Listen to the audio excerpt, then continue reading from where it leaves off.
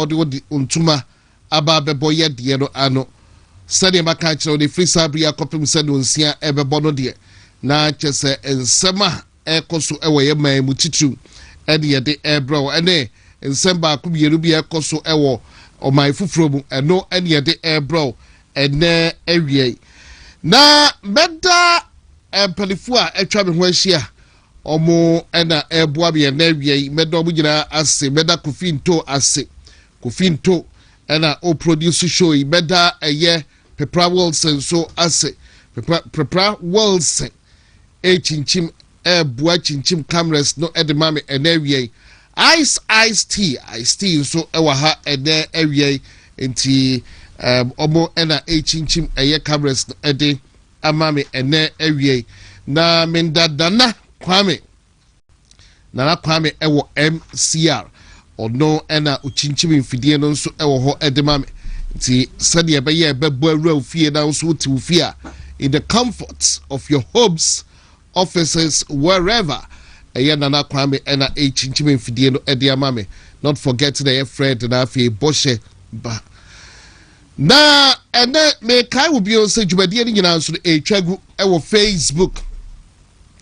So we streaming live on Facebook and you WONTUMI TV live ewo YouTube and WONTUMI TV live ewo Facebook enti best now say obashade nso edi amami WONTUMI TV live on Facebook and WONTUMI TV live ewo YouTube. Enti shadow so ema me betumi drop comments nyina ho na chese ye koye ni ma no na ene ensam ewo ho ensam de o daben kra na ensam ni ho ensam de ibi ewo ho papa na ye begibre na ye rewra ye ensam awro no emu ene chairman Bernard Entwibu Asiakun chairman WONTUMI Echo Court. Chairman Bernard Entwibu Asiakun was in court. You wanna know? Then and the court our court be fidie and haseya. Na Yakoba Speaker of Parliament and so akasa de afa eye Honorable Matthew Yindam MP for Pandai yesterday embattled MP for Pandai constituency. Honorable Speaker of Parliament, a year Honorable Bagben, and so Akasa or the Nsembia Tuja, Efa a year Pandai Empino, and Sensabno Eho, Merfidiano and Nahasia. Guinea Bissau, it's becoming one too many. Becoming one too many. And now coup d'etat, or China coup d'etat. And the coup d'etat. Na coup d'etat dear, Saki a tea be crowd and Kaya a thing of the past. By your 70s, what the baby and yet coup d'etat and sense them. Amateur say a year African continent is a stabilizer camera. Na every ways to every he say a man for be air warn Ghana. Say Ghana and so you say, yeah, share a big brim hadoma. Might be a church I once here. And a coup d'etat, and a coup d'etat, and a coup d'etat. Ghana, yeni now, yeni, and now. But ye koba, ye bajibre, ye rira, sa nkomono su emu. Na ayembia pacho bibisa President John Dramani Mahama, the first gentleman of the Republic of Ghana, sa ayembia criminal libel law no. Yasa dia baby wana. Near Enkano, near friend the criminal libel law. President Ekufuado, now former President Eba Buaye, under the administration of the gentle giant John Ejekum Kofidie Wokufo. Criminal libel na obeyi yeno. Yasa de ba in another form ana. Deba asaba. Last night, yet send some Juronibi, you detaining for well over 48 hours.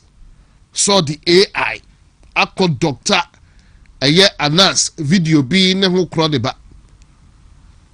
And they Wendell Yeboah, head of mobilization for Democracy Hub, say allegedly ministers be akwakoye galamsey. As we speak, police IGP, hey, akurado no, ya standing 2 years on. Oh, wabo ejuma. Bribi ababe, or the positions also. Ya babe to abado krado ye head of operations. Ewo Ghana Police Service. Or no, ena or deputize a dampare. Yes, IGP yo no. No oye dampare deputy in charge of operations. And then oye Inspector General of Police under John Dramani Mahama, president, also extended the tenure of a year office. It's your boy Juma, but change some job for the gumur off. He said, yeah, some modus operandi, no. Oko cafe near Becho. Shakai. Ah, and then Yakochi Wendell Yeboah, Oliver Bakavomao, Wendell Yeboah, Adanya, also ministers 3B, A to Galamsey. Way a cheer.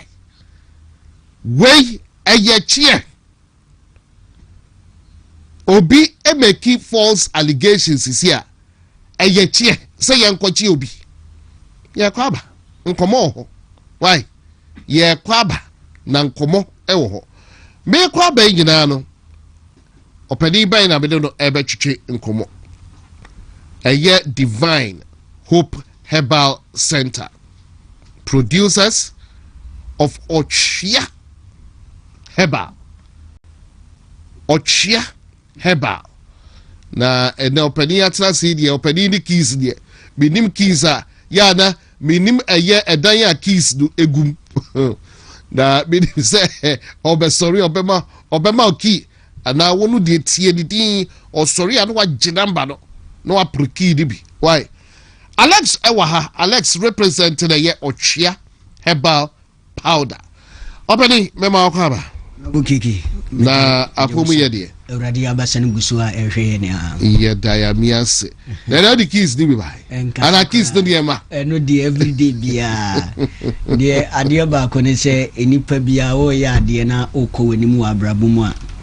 Eya na entina fa ko. Bomodin ase obekọ extra ma. Ade bia o ya ade bia no ye comfortable with where you are no. Eya na intimi ma on rich baby enipa peso mu hu duru. Ti watwe ade bia ye nhwehwemu. Ye nuru no ye gusu a ye se ye nhwehwemu efa duru no. Ti de bia no ye woni ma ba ko mienu bi a ye discover efa duru no ho. Ama adanse no eye buburuja. Last week Thursday mbeka sahawi I think say Friday. Was it Friday or Saturday? I got a call from Minyako be free. Was you software fit GD4 software nibi. Was you zero mimo nidin nidini de menfensi ba menka. Okay. Was it oye GD4 software nibi wo Santase or pata Santase ya. Santase na yadi bi ahye no ho ache. Nti na ohwe program ne pa. Nti otie the second time otie kan was no. I just have to try. I say me ko try. Na me hade. Nti wase otuna dwum kakra na ono ani sister say o baby a factory no of Ochia Heba pada na wono. Na ni sister e kire say eduru we kama pa na oto eduru bia bre nti ni sister de eduru ne bre na che say Ochia na. Okay. And o start so wono no. Wase anopa enumere within 1 week yade a ahye ne ho be 8 years. Afi no wonti ade ne nka bio. Na ode kome maame ho so a wose se jetwa tuani wadwene ho a wonte ase no wose enye ayi ana ase enye yi ene wo ye na dwene so ojanum 2 days ahwade wose ojanum be 2 days afi no ade na ase keka no ho nti na wose oto aso no wose ene awurade adum okọ hospital doctor se sa ya de ni ho bio ene wose wode watwea heba pada ene ye counseling so wo ba ne be ma na wo na sori mu na wo ne wo yere eba ho a ne se enam de enkoya wo de ye counseling wonu ani nua ware Sunday ye de yanim ya wo so wato box mienu wo de ache ne nua no pese wo gina brane keke ma menchi adofo ne ahwefo ne atiefo na memfo mu ko Divine Hope Herbal Center ya so ye kese no ewo Kumasi ya makru abusuakuru wa junction uduru makru abusuakuru wa junction de ho Kumasi aburu senim eho na Divine Hope Herbal Center yakofo wotwea herbal pada ba no eho na ya so ye no na wei eye enubina enhaban nkonyini ni nuane nuro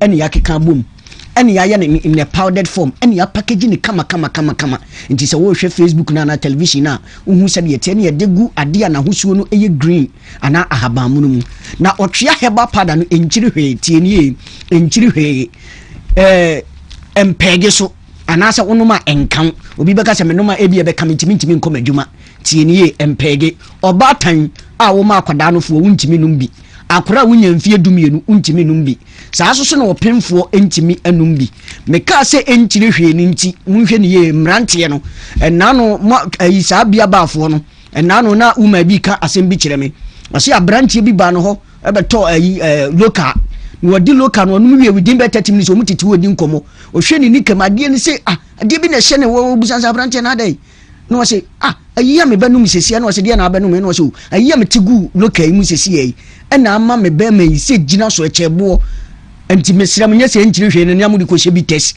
mesram ya mo ntetene ma so mrante no mo ntetene ma so yesram ara se usisi pa na ya o yakeke sisi atena wo so ache mfie bebre wanu num nu atwatwa nura enko usisi no eye nyini na akofa wo de na ba wo de no eye nam yade na akofa ba edien na akofa usisi yade na ba obi ye adwumade na ni sisi gi ni twi ebesi ne sisi yade na aka ne so wadura wuhia eye wotwea heba pada unya biade wuhia ye wunsu aye de no half of sachet water no so ate pure water no wote uchemu mienu a saa pepepe na wate wotwea heba pada ne baako aguma mame anopa na wanom anwumra to aso na ye ne saa ti anwumra baako anopa baako acha ye na wotwemiensa tie nie na wotwemiensa sisi yade a atena wo so ache mfie bebre no e be firi so no wagina brane amam so oba na abema afi koko amobi yafunu ebom tienie koko nti sabi obi pusa nani obi ani ho a wawu a doctor aka kire nse koko na akunu nanso about 70% of yade koko na deba obi beka sa ade na meka sei koko ya maman bia se bani paduam a esisi ntinim emma moja ewo se die afrisane woni paduam ntimi nya eni afrisane ye enti moja ni instead of se etwefa ntini ni mu no kwa na akopima kire na esa de pressure e ba akoma no so koko ye yade bia eyefun papa odofo mesi bema bi ntini makomako enkono ene kuta bema bia wo bema na se moja nya kwan eni afrisane wo ntini ni mu ba akokora na se ntini ni mu akokora emfanshin se de wo se eye aduma no wo bo ade ye no a bema automatically ema wo be ye mere ewo mpem enu nti bema yi se wo ye mere na koko ene te wo so de kope wo twea heba pada ni bi na wunya wotwea heba pada ni bi wo pe wunsu eye de anopa baako anwumre baako na moja anya kwan ade afrisane ewo nipadua nim entini nim ama wo mema yo so asi brane koko timi mo oba wuchi masem ekobasa obai se koko te wo so wo de na gu wani mam wantwi ponso a wuntimi mpie wodura wo hia aye wotwea heba pada se wo de no uyafunu ene bom se tete enkane ye wa kurase no mo se bom Pentecost mine no bom kunkunkum wodura wo hia aye wotwea heba pada anopa baako anwumre baako de wo hia ye nsu aye de na wate baako aguma nopa wate baako aguma nwumre acha ye na wotwe miensa mese mmintimi num aduro baako ntoa so be mfie miensa mfie nan na abra yade amede esa ne mihu hwe ni ye hye minkura kwa me yere hunum ono memenom aduro do efuno ekotirim enti wotwea heba pada yesi yade bia ye boso a ye kire wa wode esa no se wonum wotwea heba pada na toa so boso me miensa na wo hu nsunsuanso bia ma metu aduro no totwene aduro no tugu emwa kopedu fufuro na fasa ho yade da bia yetena ha yeka ye gi ye hudi ye nim de yeka o ma no nyina so edi adanse a eba no eburu adwene ne ntiase so enti se wudi ne ye koko wadura wuhia aye wotwea heba pada wodi no woto asintini na atwen wode ho a enye doctor se wanya sciatica wotena se che na wo sole na wotu ahwe wo se menan ya titiriti mensa ye titiriti wo se anansi acheme mesrew anansi wontimi nchi nipa eye moja na enya kwan eni afrisane wo nipadua nim kope wotwea heba pada ni bi unya bia freme wo se media na ye sciatica kwan be na memfa so a menum wotwea heba pada no menya daje na ma kire kwan a befa so a obenum wotwea heba pada no odi na eye ulcer uyafunu aduane toma na wo bobena aduane ntoma wo bobena esi wachi kase wo je ho a enye adan abrante ababawa kope wotwea heba pada ne bi maami a woteme kan papa unya wotwea heba pada ne bi o se medie no me yefunu doctor sikura bemenya osa kwa be na me no wotwea heba pada no ye benya adaje a kire wo udihie bi anya stroke da fom ne fa adodo na no echim sebe moni mu ampanyimfo mu fa ncheme kope wotwea heba pada ne bi unya wotwea heba pada ne bi a wo se medihie no anya stroke na no echim ekwan be na memfa so memfa wotwea heba pada ne ma no yenya daje ne yenkyerɛw ohunam nyina ya wo ohunam tutu wo de ho anya wo se mesasaburo ye o ma ho tutu ye o eno na bekume kope wotwea heba pada ne bi unya bi afrem wo se medie ne ya ho tutu ekwan be na memfa so me no wotwea heba pada no eno na ababa wa bi ne mi di nkomo na mani je keke wo se ya to ne papa roba prostrate no aka ma akoduru pempenso ye de roba ato ne papa eno wo bi di wotwea heba pada ho adanse kire no eno wokoto box mienu ema ne papa ne wo ha ne papa ne wo keep kush ena wurade to minti roba no ayi afiri ne papa ba mem wotwea heba pada adwuma edi no se dwonso twano no ha wo bam abrante ya ukoda acha yesimadua sa so ba dwonso wo dwonso babru be mpredu ansa na ade ache wo dwonso wo chima ansa na dwonso na ba wo awudi adanse se wo dwonso awie na se bia kabaya ase kohwehwe wotwea heba pada akiri kwan na wonya wotwea heba pada ne bia wo frɛ yen ya kyerɛ wo kwan a befa so a wobɛnum wotwea heba pada no empo wodi ana adum pempenso a yato roba awurade tumi a wamma so wotwea heba pada hunti roba no ebeyi yato na sa wo yade ne de wo mema yo se brew tienie sa wo yade ne de wo mema yo no se brew mu agina brane amame sofo no wase bema bia de wo senka wotwea heba pada de bia wo sole a unu mienu because aduma ebone de wahu no ebro na gene ne ntiase so wo ya bema wo bema na fon atwea kom aye ketekete aye lengelenge aye sekreyon aye straw enya saa na ye bowo na emom yade bi na akofa aba odofo etie ni ye wodi ene senya suya bobi enya sunsumu ade bi a wei emfa nkokina asofo so emfa nkoto nsɛmfa anonten wo yenkoso so yikadaba nyampa bosem na de edi nsuo ye no wodi nsa koye a enyeye saa so ne de edi nsa ye no wodi nsuo koye a enyeye pe wotwea heba pada ne bi unya bia frame na kakira me se me bema na afon watwea kom enya sunsum ade yen kyerɛ kwanya obefa so obenum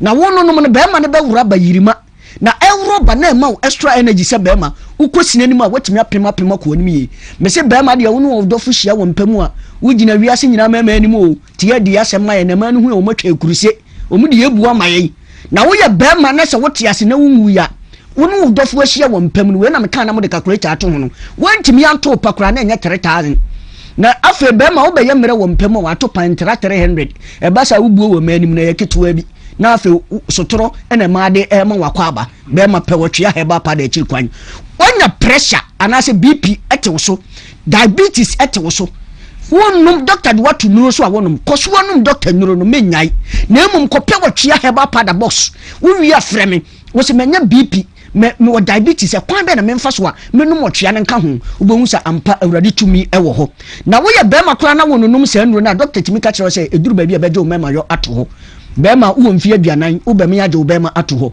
hwehwe wotwea heba pada akiri kwan abra BP ne ete so na wo da doctor nuro so nom na diabetes ne to so na wo da doctor nuro so enum ne nkyerɛ kwan a befa so a ubenum wotwea heba pada no amamie oyi oba o menses emma tienie o menses emma eba baako na etwa oba ensuo be gugu a enka eba no sebe oh enluku pleasant ama oba sebe ukoshia bema kura na oyam hyehyew bema ba himfie ho a na wo bobna adai kope wotwea heba pada ne bi na wo sa oba no tienie ehiame tienie wo mfa nsuohie na benom o mensese ma fibroid na asase ye develop nsuo gugu o mfa nsuohie na benom frame na memfa ki ni nka ho oba watenka atekoso oba frame na memfa ki no enka ho bema mu oba nka agei ewo mpam oba beka agei a me soli u frame a na me di key no aka ho wo se me pe 30 minutes me pe 1 hour me pe 2 hours wo ya akokora no agide wa ho odin betimi na anadwo wa ma frefre ya ame haye esrew 10 minutes na no abere wa baako atufuo no ana upe bia to agana hade ba bibia to bia pharmacy herbal shop over the counter bia obenya wotwea herbal pada ne bi ato wo wonkana ya Kokesben FM circle ho ubenya bi saa so na Angel TV ewo La Pass ubenya bi Queen Bobone ewo Madina Race Junction House of Drug ewo Ashaman or the low shops a one zimena when you watch your heba pada ni bi ato saa so na ade farmer e wo suga kope dia mono pharmacy e wo techiman ubenya otwe heba pada ni bi gracha e wo baabi ani saa na WNF heba e wo ejoso Jeff heba wo mankasi mumuni awe enterprise wa PK Gombila e yetemale Dr Clement Brekum ubenya bi ato Delight Pharmacy Kofodua odofo bi ene mentimi am location no je numbers no na frame na memfa key ni nka ho bema ma wo banka agei e wo mpam bi 7 gate ni ma no numbers no enie e 0591 56 55 57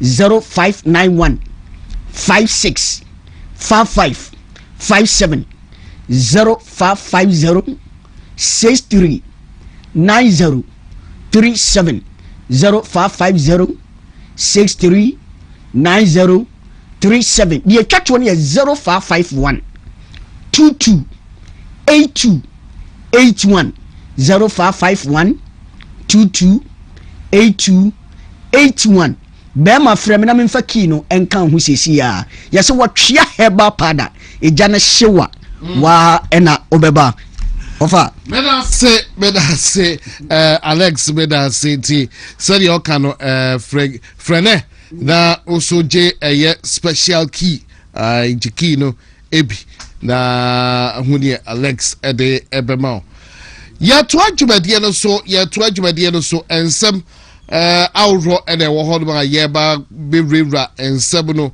emu ma wafidie no ena ahase ya na yanko yedim ten na ene ensem no ya koso ansa no be konsem no so no be introduce here the guest on the show this afternoon na ene ewie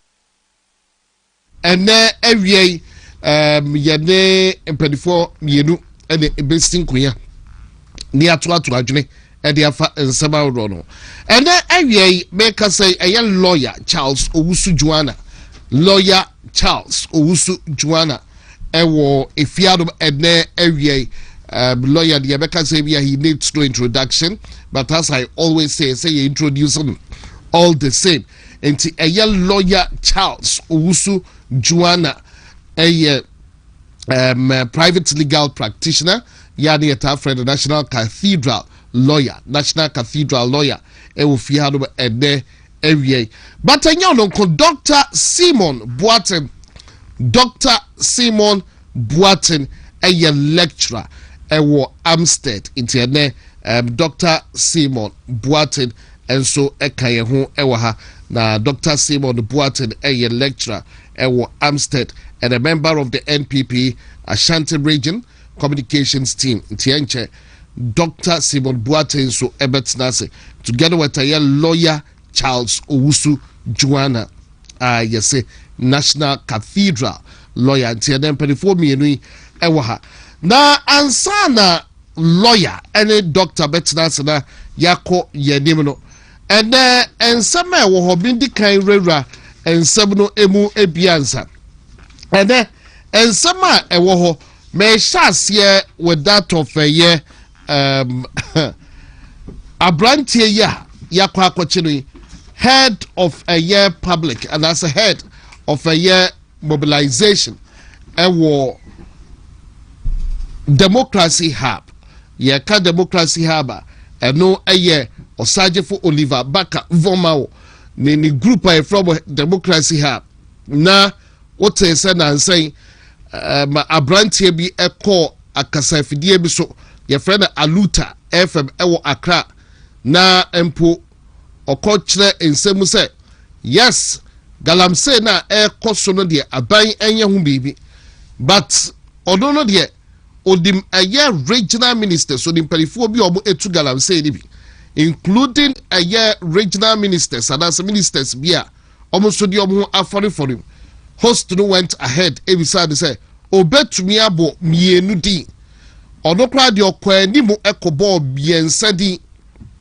ama ensem no ebeye he mia Kwaku kra no meka bi ewa ha ye ka bi ewa ha ama meka bi ewa ha na meka che se bi ntwa so na asem yi eba just to refresh your memories yet what do my council say after 12 hours a year ministers are your level allegations editiomo na chance yantiomo after 12 hours and yet Ashanti regional minister chance Wendell Yeboah as Otugalanse and I say or no so they know who air for galamse and obai say I or question is a branch on chair the ensign and check any who cratebi our regional minister Frank Amuakwehine on 1-8 Nakola Facebook wall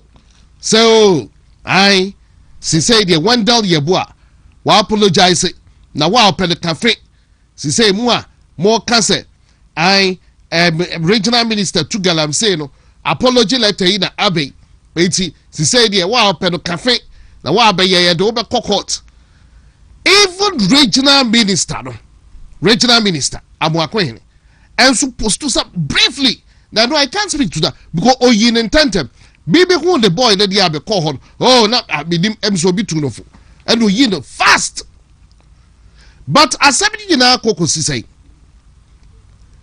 asabdi gina no na yenye ka kire me ka kire regional minister say if you are a man with balls in between your legs for boy no echo court regional minister to be an yes idea the letter be never to just say Wendell Yeboah actual secretary of apology ye can say there been some trap jumaya any crowd at least baby a can some the radio so na koke I be as later I be a quite my measure lawyer no ni demands Frank Amuakwehine lawyer demands or no ye sabako radio station management no apologize to the client. As a host of the station, I apologize. Wendell Yeboah, baby or cocots na and so apologize me. That and something you say, sad demands are loyalty seeking in an omu baku. Baku pe aya luta. A luta from the beginning say, Omono management no churo crat been 10 to 1 say, oh ya apologize. Ya babo apologize. Host them would even as I speak. Ye won apology letter. Yante say what na kase fidie no so apologize. Wo hwe eye Wendell Yeboah. Kopem sandra ye te say ya kye na. Ono so no kwa ko network no so. Enko ka hwe wo network no so. Meanwhile, who said Ibrahim and the letter chim krom ha. Ene eye Frank Amuakwehine say I boy na apologize. Na ye be ye who de desa da bi. Opa, onko apologize wo network no so. Near who say a honor cancer to a cancer, yet say I decide no, Yakwakochi. Now, as some way on, and then I will say Oliver Baka Vomao, Chrocho, and Sambia with the Facebook wall. But still, sure, some of my characters are me, rem. I called a year Frank Amuakwehine lawyer Ibrahim Halidu, but you have to do America. Personally, make sure that investigations into Mia Mende Aye lawyer Ibrahim Halidu Achuchenkomo. And Chekra, I happen to have called Wendell Yeboah. Menendo Achuchenkomo. Investigations into me Nkansah raw from South. Me friend Wendell Yeboah. Now, you're catching them, you know. Your friends here. Why? Your catch there, men. You're the best here, yeah. Send them also Oliver Baka Vomao. As we are caught now 8 o'clock. A brand here on my Omu near the narco court. Question is, she say criminal libel lord. And no Ebayana. Say be Obia can some out to Obiswa. Now Amuakwehine. Obia can some out to Kona Kosio. I don't know for the court to Gosio. Not just say. Last time the catcher was a brand here friend say Samuel Amodoto. Yes, so acquire false publication and also IGP, CID for say Yakwacheno. Na ye bisa and sep. Hey, baby a Ghana yasa baby druno. One Dr. Frank Amuakwehine. What should be a good deal here? I don't know for no cocoa to go see you. What your bema, I don't go see no court. Not as a move, no be, now pepping that me ano part time, I can't post them. Now I can't be the same day, cry, and call it to swam me, and call it fat to swam. Not as a move as a way as I know, baby, a baby should be wrong. If you think so, be a good, would deal fear. Call court, go see you. I had ya tried that. Ya tried that criminal libel law. I Kufuado and the Kufuor's administration be you through. Ya try. And tell you way, baby. Me say no lawyer, Akasa. Lawyer Ibrahim Halidu. Oh, very professional. But lawyer, Kratebia be demanding, permanent. Mensanka Kratan. Oh, lawyer. Mensanka Kratano. Wendell Yabwa. Say me na chichen komo. Investigations no dey my pa. And the Dr. Frank Abuakwene be say, you've not seen the last. No. But I still maintain Sakratana Dr. Abuakwene at the bar as a boy no apologize no. Because I'm saying sa letter the day na me can file letter no. Na obi the apology letter ba. Ada na afi the boko tata no say onko no nko yina no. Wona also abe apologize so you are happy. Conscience huna na kola who say na church on the Facebook wall. If you are happy about it, why all this? Yo, yet Chroma. Now my country says he's saying the early days yet. Early days yet. Why? You the better one Waboko. Guinea-Bissau elections no so no. Something else. I may be bremo as at the end one too many sunny the kind na Guinea-Bissau elections no. Oh share sunny at the end Etienne. A civil society groups.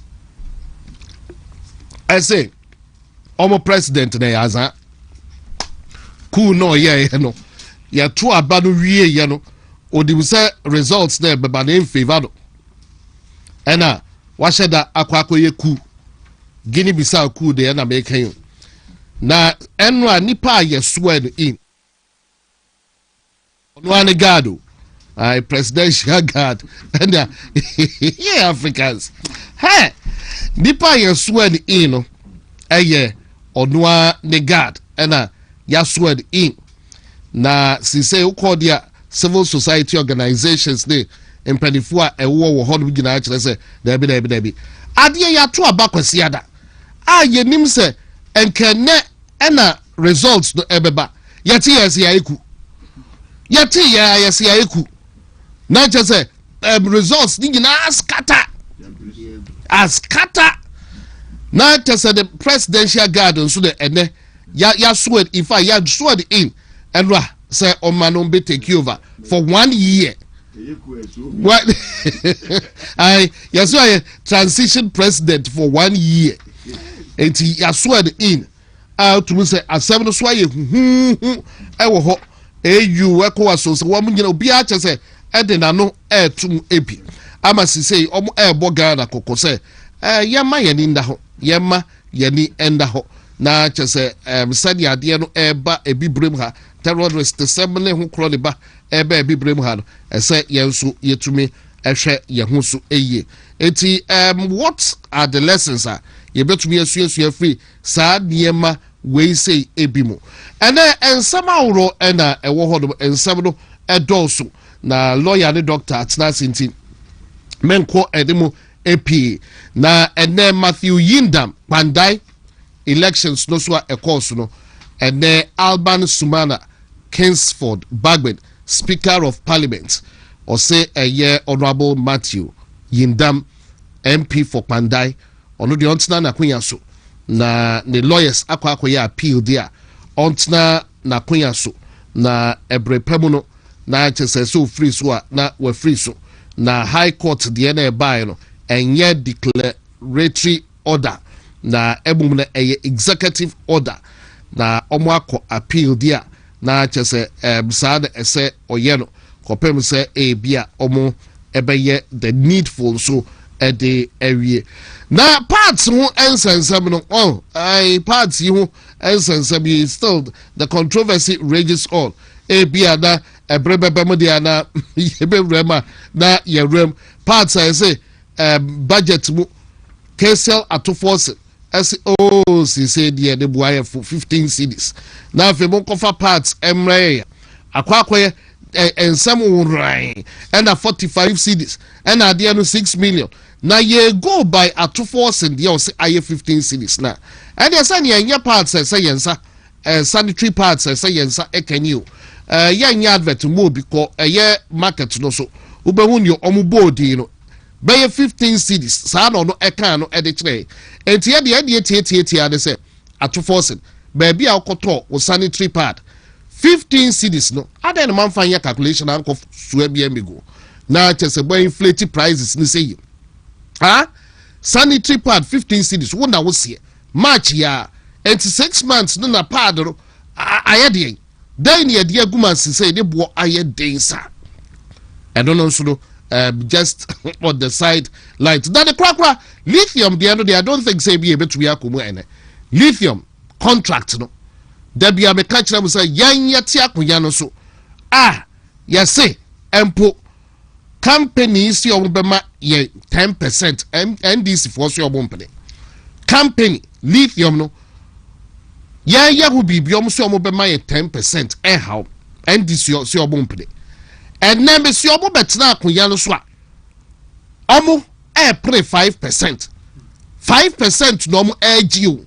Ye bisase, sa 5% na yen ye time no Monsieur Bobetna.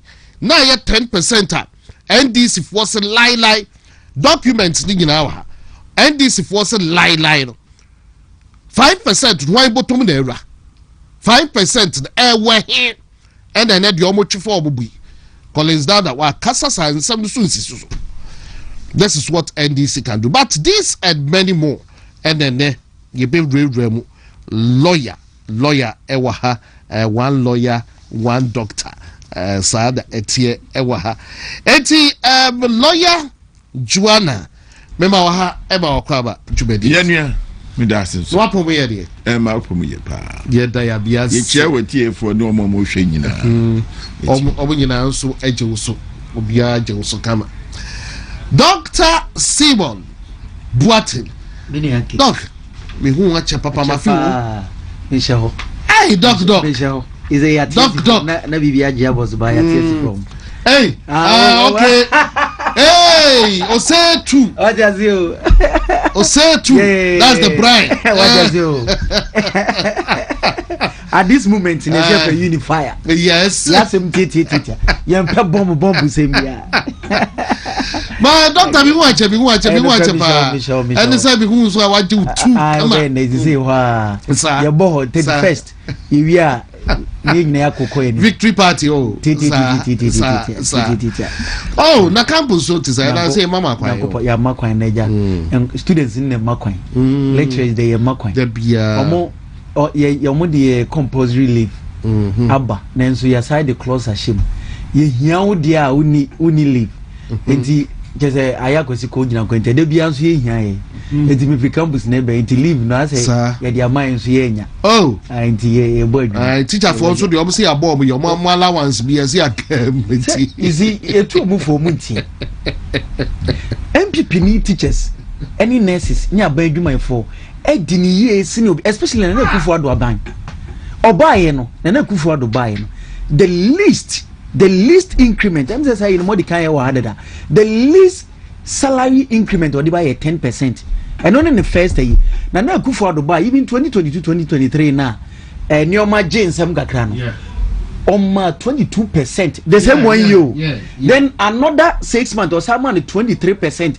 into incremental and accumulatively no 1 year or about 52% e bin see that ono nim say your mind mo aye de kakra no that was the percentage or the mind the cushion aban adwuma for saa nyoma ya kika nyina no ne dodo na aban na ekufu ado introduce fa wa bana brana betua the least wo buy wo de mai 9%. In fact wo buy your first budget wo mai 5%.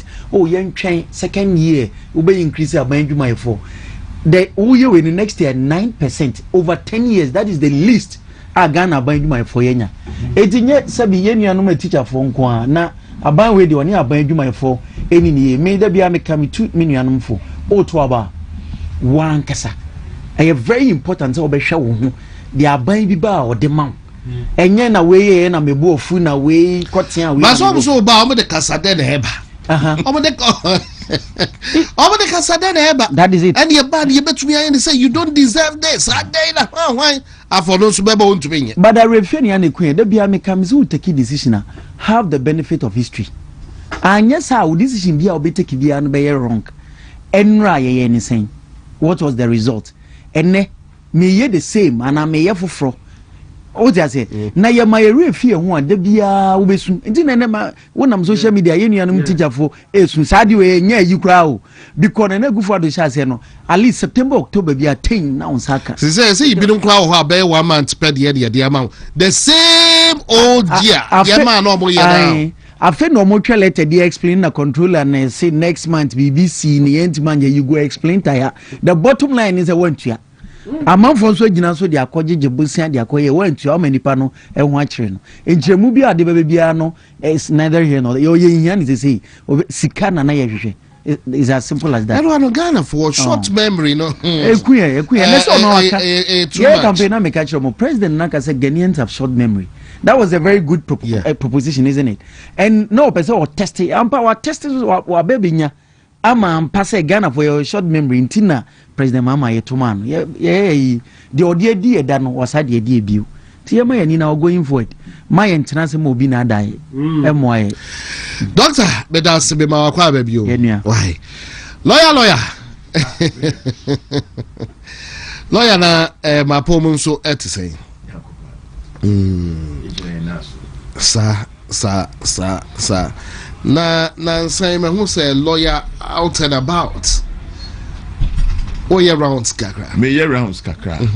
Say said last time no Attorney General Cathedral Attorney General about the crime says court matabi the car say oh sikebi omutia bia no it was legal which is very very opposite to what we knew from 2021 and some are no more can and then as the Christian Council Christian Council for who say yes they have to move forward to share president say a cathedral no board ni as any board the presuppose say government in Ethiopia but when I'm say president say you got it wrong because the former president she share idea no or she share idea in such a way say omo betua aban betua seed money and obema land any interim secretariat.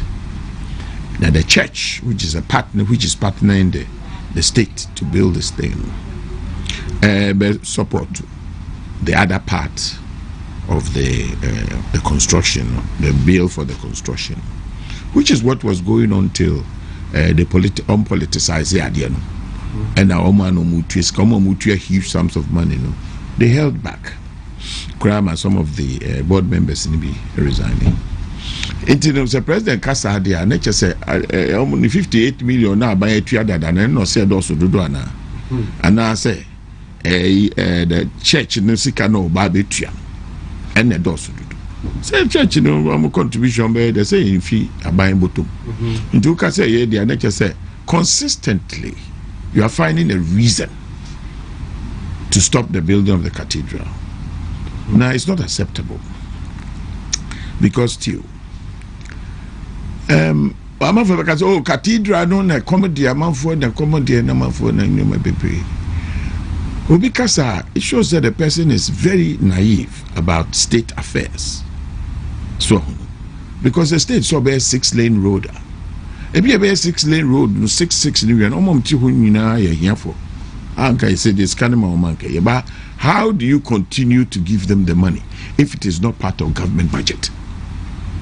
From 1957 be seen me who government budget they say unemployed unemployed and I say low income groups your mom's car and a disability for your mom's car I best form even no was it is yakasi Kwaku 6-lane road and I be see cathedral for the benefit of that's how to say Oman Huchrena.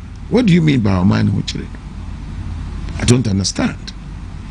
Because Hesikano and your idea yeah by man go fat to line government doesn't give anybody any money. Adu oya ne say obeye kwan obeye say but say unya adwuma na say ho akyerewa abai mauska.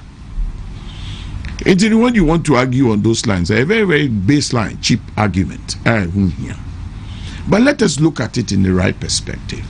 As the Christianity started in the Gold Coast era, Christianity started, it has done so much work and helped building this country. Schools, almost schools, almost hospitals, almost developing growth.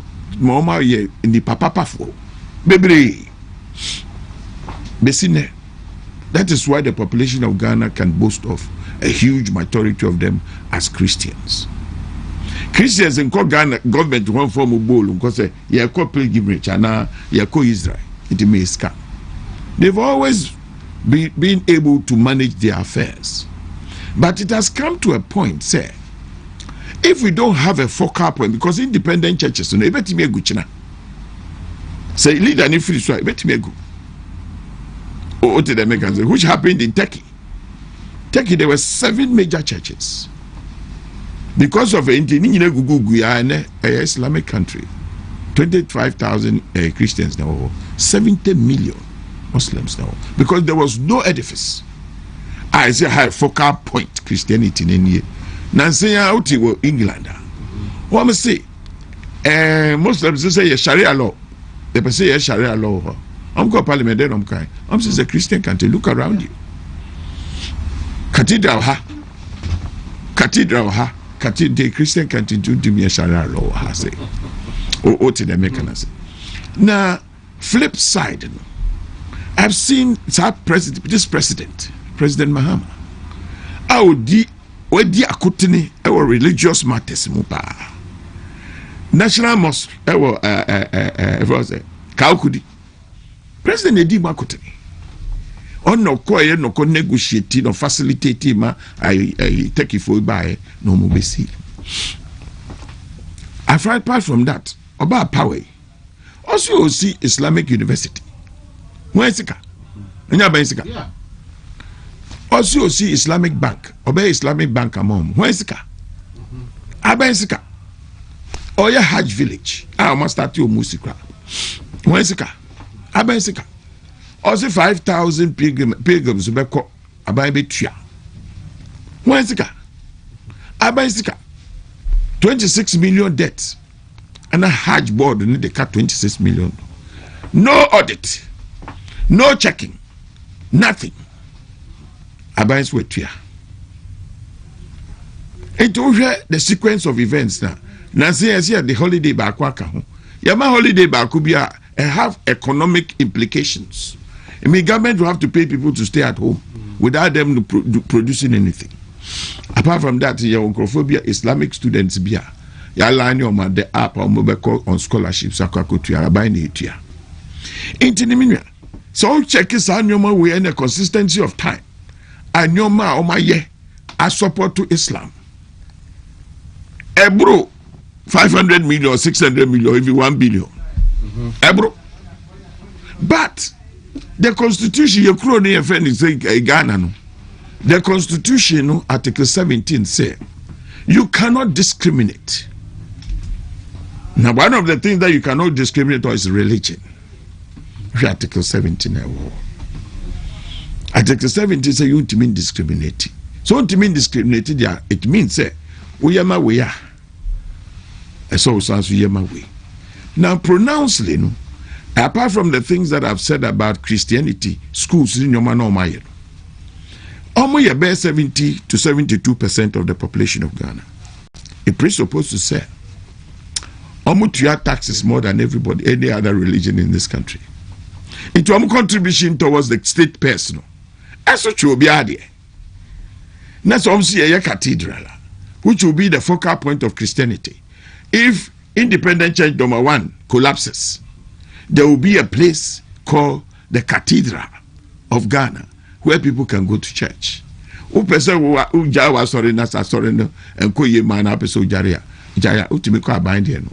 And abide there need to be there forever, as long as Ghana remains. Abide there no ukɔ Paris St. Peter's Basilica wɔ hɔ ukɔ Italy ebi wɔ hɔ ukɔ England ebi wɔ hɔ ukɔ America ebi wɔ hɔ it's a growing now some Christian countries. What does it? Okay, I just crossed my mind. A Catholic bishops conference. A year over there about Wesley girls. No one why brew high. For many bro. Oh yes. Someone who says I didn't know mama when you are married. And your man and Koyi. What did I make? It's in Ominia. And yes, I be a Casa government imitia. There been another one she shan't say. One she say government in physical and my meturing. And another could have said, okay, cathedral no, Mako through a attorney general, my opinion. Or say opinion near favorable. Supreme Court also, ama omo judgment and omo ruling. Almost say constitutional for me to build it. Intermediate because we use car. A bicycle. Let me just cathedral. Why understand? Because no person government being control over the cathedral into a company limited by guarantee, which is an autonomous body, which is not under the power of any president. The president didn't say or dissolve a public interest point. What do you call court? Now court they are operating against the public interest. And so na court now my orders here in dissolve. And no crown is a can go for netuano. Sir, go for donations no my as you return him home. There are consequences of any action adverse to the construction of the cathedral. Na inside the Attorney General just on the or the bebo mu say will be illegal. That client's name. Na we share a year wa pound auditor general so say on be share. Money mo ebia. Why does it sit? Well, they say they akikani nyina abum. In one breath or say in another. Yeah, surprised about that because Yako OSP, Office of the Special Prosecutor, Washe Newman, WONTUMI fa bibiama out. Yako Shiraj dom reporter ba. Yenya bonibia. And I be the same thing. Omashi Musa fitama umba government team. Omashi Musa WONTUMI fa shema. Dilation touche, which is bigger than PwC. Oma bayo omo ayinya. And so omo bibia ya bonibia ya. PwC fi abaye so mbe integrity audit and a competence audit. And we hear them say okay Matthias. Say ahwe nyoma ni nyina ye hu say anyoma no bibia ni hɔ ye de be looking at the backdrop of Nsema ye kan on 2001 Efa party Efa a cathedral building of the cathedral hu entina be sine no ye ntimi ma ne nkɔ saa akwa. It is at some point, best grace a reason being here. Into we know integrity no, your friend Doctor Bra. Now aboard in the Subi. Then a course so say, and a course say. BB anywhere be maba because BB anywhere cathedral no a board no. And your idea is a trial for 20 or 30 years. Because some documents they fail hammer. No, I can't some forensic audit and I'm audit to be a so might take me time na media. Dabi time almost shots almost set about near yin and chabia into documentation the pile of documents and also into betting me I go through 1 week into start here we say massa bibi anyhow you know media me who say president was misled during the time of the campaign because me say president so can say a hole a swimming pool. Inti mamen go through cathedral and what it is really. Okay. Cathedral and Nkansah, the main church base. Asorda and Nkansah, a city 5,000. But when an occasion be a nipa bapa ne bitima mana city 15,000. Apart from that, our Bible museum no sa scrolls na wo Israel ne yini nyina no. Omo copies omo dia ba ebeko Bible museum ho and in the technology ni statues ni nyoma of old na say who kind of Bible no abu say the net here. Apart from that omo Bible garden, just a nice built garden. You can walk through it and do your prayer or sit there and do it.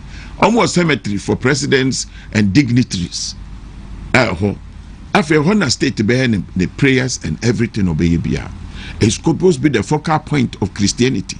se Christians ka se ye Kwaku hia instead se ye beko Liberation Square for honors and from maybe ba anas nsuo bi to ebe say ye mpaebo no ye betime hia o cathedral ho ni abo ye mpae se de ifo no Muslims they call National Mosque. Apart from Zaniomeka, there's a commercial engine.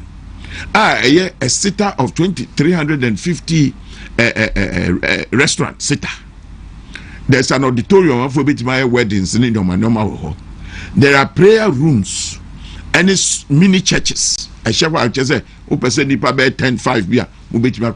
Apart from that, no, almost raising in such a way, say the se bia Christopher person you be Ghana e ho ne be start efi because me call Catholic oka James me call Anglican na me call bibia because me dey me Anglican into me call but in this case they all come and government super say ya empaibo to say the president by or say 1st July a prayer a national prayer day I want you be share near boy empire to say the obia call a mosque near ya boy empire and the other time I make me analysis, no. Me take into consideration the tourist attraction because of Bible Museum, no, a garden, any cathedral, Nkansah as an edifice, no. It revenue on Benya between 300 to 400 million a year. It's a cathedral, no, enya ka. Krobia so yesi cathedral, enya kada. Say pepe for no, must start CB. Almost a huge one. I am said Dubai for you say for the it cost $1 billion. $1 billion and no mudiesi. Nipe fee all over the world no mo kokofre. No mo tueska. Enti no anya adia eye waste. Se bia sika bia di kokoshim na sika na intimi ma out back. Ebe ba out me biaka. Afenzu it gives a foundation. Se church wegu a cathedral ndesiwo cause aban esa woso. Yesi wi enso a Ghana museums and monuments and a beneficial owner. In a way, no, a government na dia. But only say in the construction of it, no, the church is contributing. It is the see mosque near the Abanska and I see Hajj village Abanska and the rest of it. Yeah, the end say partnership. Yes, there be. What did they make an say? But Minia. I then the Christopher Yanyabrio. Yes, the kingdom of God suffered violence, and the violence take it by force.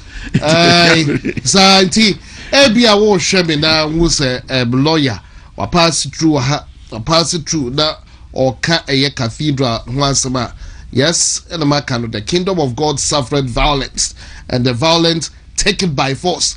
It been a Catholic bishops no actually regarding schools no ya na wako kind obokrata di biahwe upeku adi brepa e wokrata no se hwe my ba kwa e bienu we di empre ya ple ya so ya right say you see schools near practice your religion na aban no eba e de nsa ba be to schools no maza that just say di ekwi dada o sa the Catholic bishops no catch aban say yes almost right so almost ebe your body because enyamo na mudi school de show almost it brofo ba kokro ba chiro o me de almost way a partnership and yet take over a partnership and yet take over but lawyer besa ba chain bill for other matters doctor mema akwaba yes na doctor na yawada what's na here bo ba ha krache opex be dey and as opex be dey and area Michelle lawyer this is the second time video that no make case na or maybe na ewonzonti lawyer why there say Oma education because Oma the technical bit of the whole project here we can only do politics and give political commentaries na the way no me feel say Obo Ghana nyina sa ne aye o Ghana e dey aseni Oma be brave ye the politics aseni Oma be brave na ye say bi ekwan bi so na MPP kra lusu na omo ndc for na nsam omo kan no ene omo ba e mama auditors akese nyina behwe afi de omo ase boni bi no including omo age but doctor how can say be we see the politics as say who say Jubilee House senka ko time na ni anye de kan say ya de we ye de aseni omo kan say ya but we na Jubilee House ni monyama ya de magana but they are saying you must be brave. I'm out for the politics. No, people Christo Nipao. Bo fool. Christo Nipa, they we are see their boy, the bo fool na mu this kind of this guy. And I ye jais and your mowing in IDC. But what is the lawyer? Your national mosque, and it is true, it is there. What does it? It's adding dinner ye deal with your Christopher, I know the abomination. Nadabia make a basque at the home training. May see in every society we have two major tendencies. The minority always plays victim. The minority group in every society, the BRs they play the victim card, and the majority is you end up perpetuating injustice. But in this case, in our situation now, as a minority, the BR play victim. Would they just imagine? Say ye revered T.I. Mass. Say conversation ye revered T.I. Mass. Ye Islamic senior high. Now one day we see our Methodist SHS Methodist students be all now almost want prayer tower another SU. What I just imagine it will not even see but and how be but when our brothers go to other schools now then they want to practice there but schools the entire TI mass or one friend I'm a SHS Islamic or one friend Islamic SHS or one friend of Bushen SHS for mina or one friend for mina SHS potting TI mass one friend potting normally Islamic and a TI mass no is for a purpose for identity. They want to preserve the Islamic identity, and that's the first one. Two, the mission of all mission schools na a mission. The mission of all mission schools, mission, including the Islamic schools. Among the academic training, they think say at the end of it, they should be able to also try to train you with their Islamic culture. Institution even including WONTUMI, your institutional culture. Eduko Methodist school, omono trimu po omodi ti omo schools ne say omono ma school ntete no more side the omo beliefs any omo tete be the amount.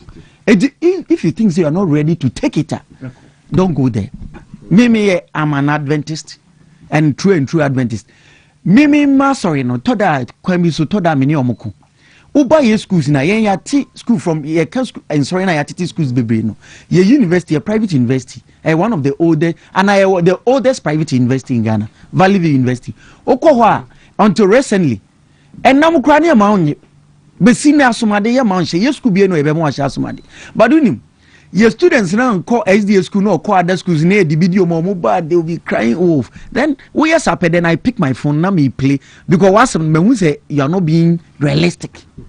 Yeah, school na you dare not so be now say we are Methodist ninti wa be sha asomade. Now they all committed this next Methodist for no say these are ethos, our beliefs. Follow it and now they will. Not just Adventist and Borano a year Juma. It's kind of Saturday over Kwasori. Uko Adventist girls bantama you go to church. Uko your friend is a Islamic schools now. Yeah, that's a Friday so bibi me say. Ubeye. It is a no institution now watching. Wo de onioma edi djuma. Adenti na won wi say obi de odi bedi djuma. Just imagine one day and they are preaching when freedom. Now these other cult groups. And so I sorry one day say and this guys na secondary schools near any universities cult groups in so page say okay so we are coming to practice our belief. Over can they? And when it is not broken you don't fix. No. Over the years, these mission schools now my result. I don't know, be a person or come fancy people. Over here, schools, Papa, Wogan, and Prempe, Opoku, a fancy pim, a Dizadel. All these schools, your mission schools. Our mama, your results are generally, Obia prefers those schools. I didn't think the person, even our own revered TI mass. It's there because I am over the years am I because of the institutional mission culture. The Islamic culture of my institute no. I didn't think the person say no.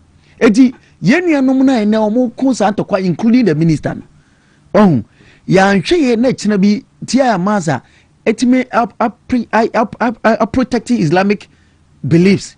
no mama the Islamic image no ekina bi mo mu remfi lawyer kasa na o statistics bi Christians are about 72%.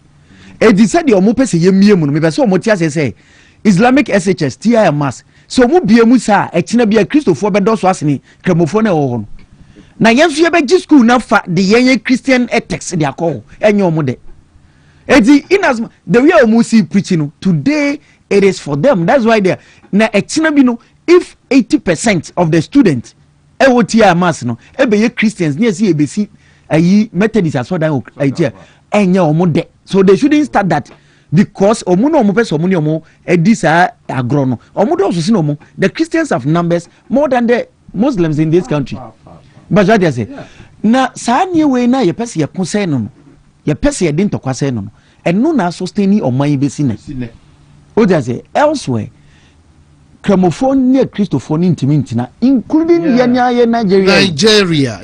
Aha no, yetima survive because Kramoni beko SDA school. And the only no, now what TBBA say about Christianity. And this SDA ni year there now committed school, Wesley girls, wako practice even though once a crowd. I'm a Methodist ni. But when ye Methodist nim de.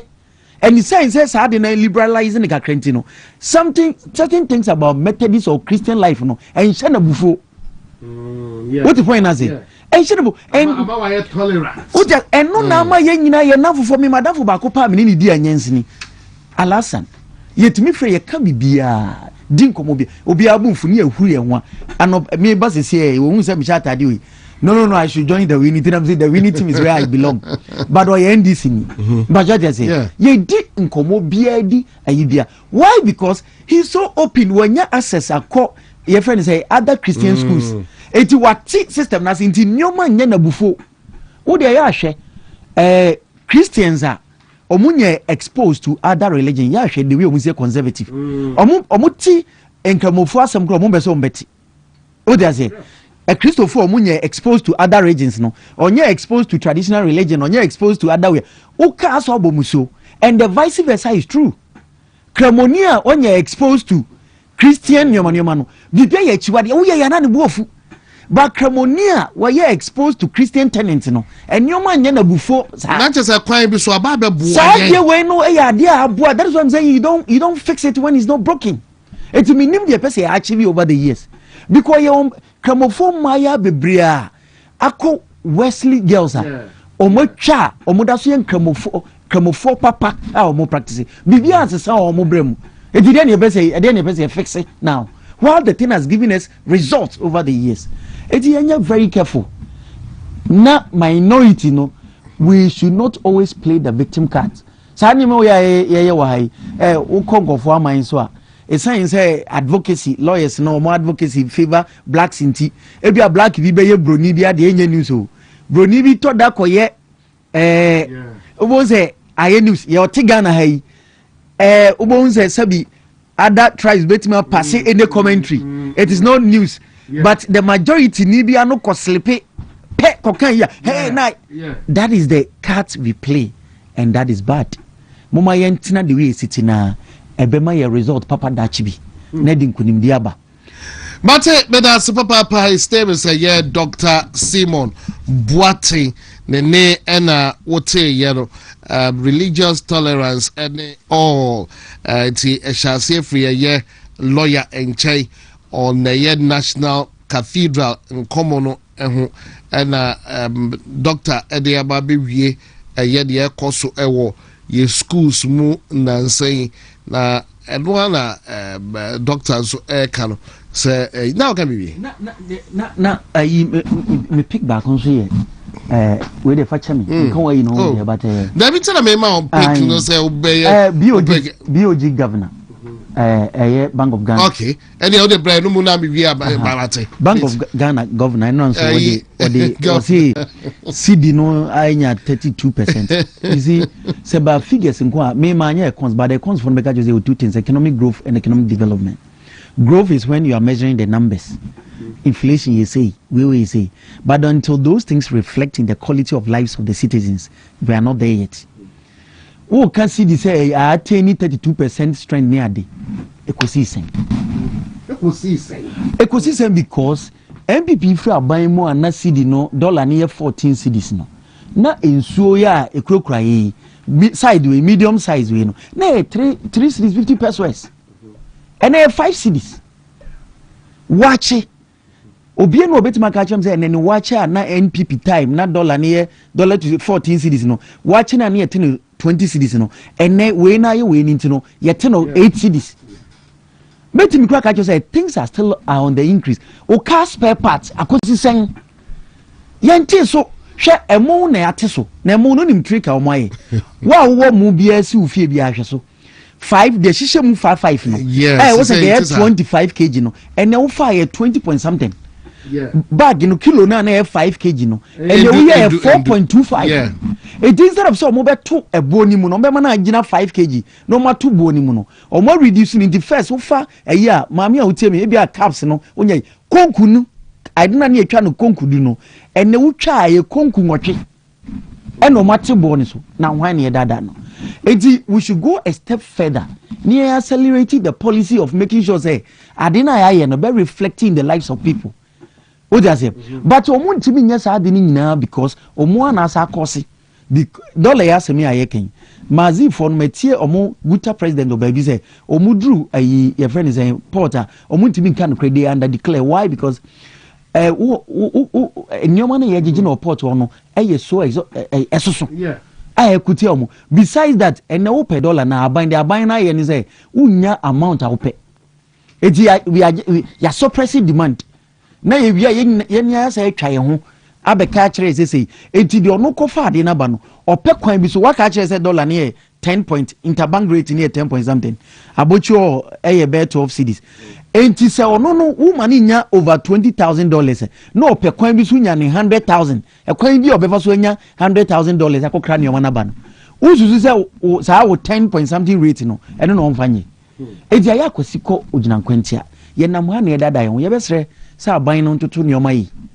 na on make sure on fa de ni second year so that ye intimamufo no we will feel it anya se be ya keke because obiani ho a woto ade na o se ante kata so obiani ho se enioma no enne se na MPP time woto akrante a yedwitwa 50 cedis a and you are buying it more than that bibianse sai fufuo na yedi no menye so se wako choba bia mene ya ka jo se fufuo ni etwa no 5 cedis ebi kra ne bo sa akosoro ndide ne yeka spare parts are to nyina bibia bo okosoro enti abani making sure say real development ebeba ne amamufo no ye ho atoye me da say beso bedase besa aba wonchai bio na beko lawyer enchai beba lawyer enchai beba na pick but enkaba kwa nkabinya lawyer bebisa ho asem kakra tribunals tribunals na abano and the last time so I think say ba kwa ye eho but the influx of foreign goods there sa the mano ko Christmas say ajay na way ba and yansam to 20 and then sa ye be call but gasto mixture be no ko na ko pe bi akira kwan why wo hwe na enne wo yam atwakura na wakwa akope gasto mixture bi akira kwan say ABI typhoid fever so awunya gasto mixture ebebo papa ye wo menstrual mixture menstrual mixture for menstrual pains and after menstrual disorders and no we your bar no wakwa akope menstrual mixture bi so akira kwan we ya bema na nsa ojoson tentem we ya bema we ya prostrate mu how bia no what dear Prostaplax mixture. Oko herbal shop BMA wonsa ebekabi. Sanso na pharmacy bia se obotonton herbal products into betumi anya Prostaplax mixture. Mensoplax mixture the gasto mixture bi ato. Fra homa trofo so Nature Medics Consult no dey abeja so. Number is 0248 778899 0248 778899 Ofroma omo ebejoso but Ruta natural products Mr. Ruta mixture Ruta life and afi Ruta tonic Ruta mixture malaria dro Ruta life no for detoxification you read the mo fear e wo nipadua no na kyese bibia koso kama bibia boy adwuma kama e wo read the no ene e wo Ruta tonic e wo ho eno so e typhoid fever edru etu betumi akwa bi akira kwa wonya mfie dumienu a mepaacho memma wo ba no enumbi na sa Ruta bek shade sade make an malaria parasites free with the bukra Ruta tonic no so no eboa typhoid fever and no so no e me free nipadua no na wape a year Ruta life na kan detoxification nedro eno no so betumi afre 0244 485632 0244 485632 ofroma omo ebeje oso la ebudi we na be pese ubekum because tribunals the dey so no ka wo boss kakranka because he said do dey set na afeni e set na set tie metro ayibi at a metro ayibi letter be open letter to your mama before elections now so oil campaign one of the things that is the tribunals and never back for 1992 constitution tribunal and that's when them said tribunals what they were meant for back in the days. A lot of people were jailed, a lot of people died, were killed and stuff because of the tribunal until time kesiye pass a tribunal. But lawyer, I don't know how does it work to the layman. Sir, it is carved in such a way, sir. Most of the processes that you have to go through and the normal court system, no, you're penning them. It is in such a way, say, Udu one sharp na near the walk. What I say, make I say, Sadia no yen, or can your mamma, Baku ye, tribunal, and a Baku no be society in Yeku. What I say, and a Baku so. Back on the other one also, yeah, Chief Justice is so can be, you know. Yeah. Tata no way, Electoral Commission no be, you know. It tells you, say, maybe also according to plan. Yes, or execute no, as it goes along or execute. It tells me that we are going back to Jerry Rawlings' time now. Fear is being put to people who say, is to put fear in the people for them to recall in their shells so that whatever you want to do, you can do. But Debbie Ameka said, it is a danger because even Jerry Rawlings at some point had to leave the scene with all his strength and he had to leave the scene. And, one day you would leave the scene. Somebody else will inhibit the power. You have created a system. Betimi ediso. Nebi ana wodi. Woda so ti ase wo Ghana ha. That is the wodi be go from enua obekọ na da hot because your mind there. It is still consistent. It is still on. Government is going on. It doesn't mute. Inti na otia president. Ochina bo say obi nso aba betra. Adena wo ye no what water down the law, the effect of the law no what turn it down into ono so betimi you see the watered down version no e the ababa attack ye hu say president bia ya chi no ye hu say chi bia da but mistake back one sa government be ye any some be call after na now to dan Kwaku Fuadu. Because we are no breed the can of worms. Sadia na I say a monument to be or say president today. Oh yeah, on trying the baby. We break his you know. To say they were changing a chief justice here we break his idea. Into the executive arm has become unreasonably powerful. Into the next president no beban. On also because President Mahama.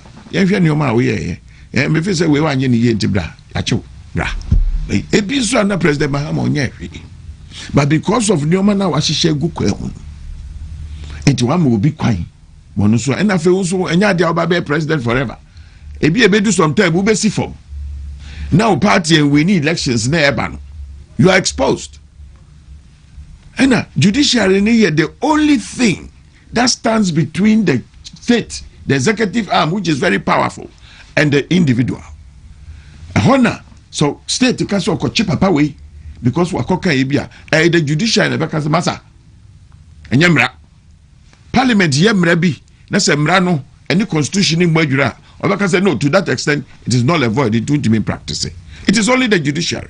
So if the executive arm has control over the judiciary, what do you think will happen? Your human rights is gone. The protection. Because the independence of the judiciary is gone. But I be say Ebra President Mahama Nkansah opposition or no encourage a year lawyers so and bench so to balance the judiciary. These were the exact words to use to balance the judiciary. Some former private as a firms, I read it out.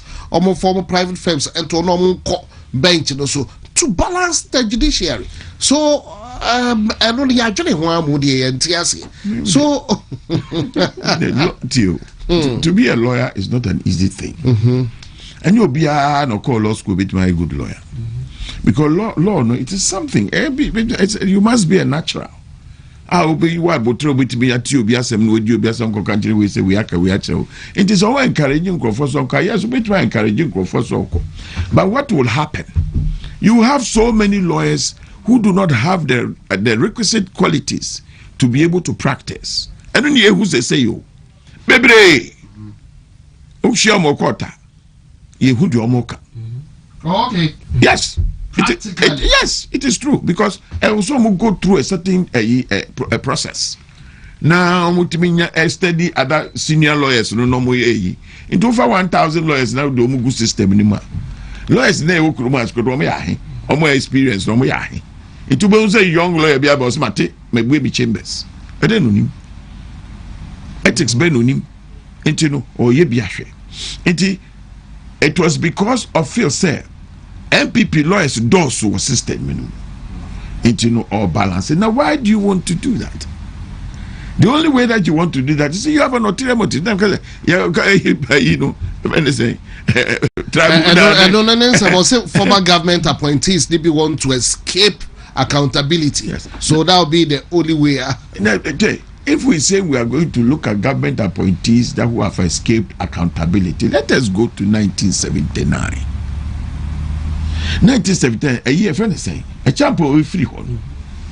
A champion had invested so much into the private sector. The private sector had so many private sector institutions. And then it happened here. Most of them were closed down. Government institutions amount for to Tom like if any say Kyeremanteng. Also Kufuor live no almost set up 213 companies. Almost about biom na companies in your matter this for Tom. If we say we are going to go to the public sector near nitty-gritty, I don't think there will be one minister left. Because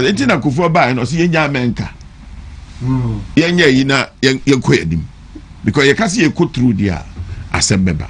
It is only a starter. So I didn't case here that na ya no. Say there, yeah, also MPP for so bad. Almost on baby. It web way yato wa and jaida. Ajire BBC. It could even happen, sir. A constitution will become so ineffective. They said the constitution on the removal of the chief justice, the provisions of the removal of the chief justice are so watered down. Say obi obetimi abetena under that circumstance. All what he needs is a petition. All what he needs is go to council of state. All what he needs to set up, and then the justice is removed. Independence of the judiciary in a way. It is not good for the president. In the future, it is not good for me. In the future, it's not good for Ghanaians.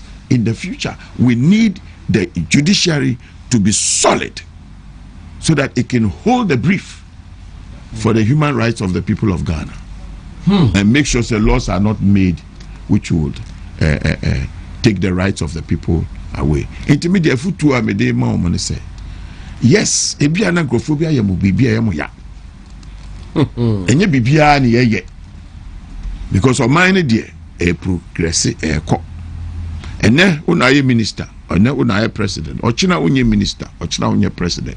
What you are saying say the other guy no aba betra ho no say bi efa ne nkrofobia hu so betua uka ebi ana no tua ka no ba betua no onim nyansa sin inte kwan ofa so de aba no ebi ana onyoma wenye nyina for over that time nyo ba be jefi unsem our power no so de be yasa de no because the judiciary no ono so aba be chief justice de firi ho o de nko fa kwakotra ho it bibia o de be ko ho bia no onso answer for asem eko no ho it a bad precedent.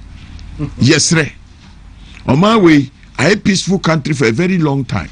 Among for free kroma so ba say omo nante loro kwan so say Ghana is peaceful alatafo say ha na ye omo heaven edentia because of the peace and the said the name you say Muslims and Christians they live together as if they are not religiously different. 18 year penisa we only pray for Ghana the be ya say about but what the countries try and when she added the ekosu Guinea Bissau no dey na say becoming with too many obia will never wish say ibi eme kura ewa oh but was really and as Liberia for starting we never Liberia's first never Liberia about Sierra Leone okasa grow kroya ye womi Ghana kroyi obia there is a huge chunk of Ghanaians you're unemployed income levels are low. They are living in very serious hardships. They are only waiting for somebody like Rollins to wake up. And confidence also say a police phone, also say soldier phone. Now 1 million or 2 million people get onto the street tomorrow. Officer soldier phone, the police will not stop one. Abroad in some mobile. And you know, we are fighting saying to me Nusa corner because they see that Liberia see. Civil war na ko no boy already 10 years no kita RPG not fire into people intimistre amount for corona nya nipa ba akodia e public ni nyina ya dia into ya bibi na se grofo we ye pif da almost omo be pe kwan e de tua oka si en tua oka na ye be tua oka china intimistre enyo bi wo ho ehun hia ye nyai na President Mahama onya no kwan no ombu ni mai say ye dia man say 3 years na ka say 4 years na ka ombu ni by peaceful na offer your papa no ka get 24-hour economy offer mra ne say na beba na bank of adwuma offer mra ne ye hwe na ehu say okay aba ye nyina be so na doctor won support ye be support ye be adwuma be na sa ye nkochi we ye di tribunal ba ye di we ba ne emwa ene kwan be da prison in 4 years time. If you are now also better prison, if you are not time now, we call that prison. No, now there, now system, system near so. But maybe them advice, no. But lawyer, where the messa about which doctor, yo, yanko yadibe, other pick, our baby, and a Guinea Bissau, interested in that because who say.